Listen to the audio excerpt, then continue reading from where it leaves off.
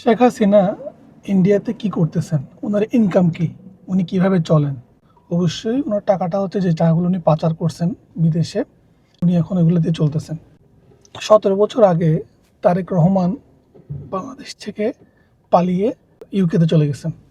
উনিও ঠিক সেমভাবে গত 17 বছর কি ইনকাম করছেন, কি করছেন, ওনার পরিবার কিভাবে চলছে। তো ওই জিনিসটা যদি আমি এখন কোয়েশ্চেন করি তখন আপনারা আমাকে বলবেন আমি আমি ওনার খারাপ চাচ্ছি। শেখ হাসিনার জন্য বলাতে আপনার যদি ভালো লাগে, কিন্তু তারেক রহমানের জন্য বলার কারণে আপনার জিনিসটা ভালো লাগতেছে না কেন ভাই?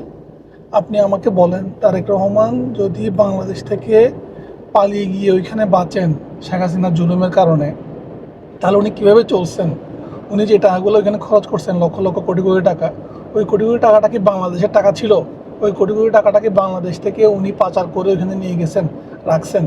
দেখেন, উনি যদি বাংলাদেশের প্রধানমন্ত্রী হয়, বিএনপি যদি এই নির্বাচনে জিতে, তাহলে আমাদের প্রধানমন্ত্রী হবেন একজন এমন ব্যক্তি যিনি হচ্ছেন কি পরবর্তীতে টাকা চুরি করে নিয়ে গেছেন।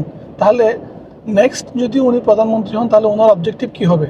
আর আমি কখনও যদি ওনাকে দেশ ছেড়ে পালিয়ে যেতে হয় শেখ হাসিনার মতো, যেভাবে করে শেখ হাসিনা টাকা জমাইছে এবং ওই টাকাটা দিয়ে বর্তমানে চলতেছে, ঠিক সেমভাবে উনিও টাকা জমাবে এবং ওই টাকাটা দিয়ে উনি চলবে।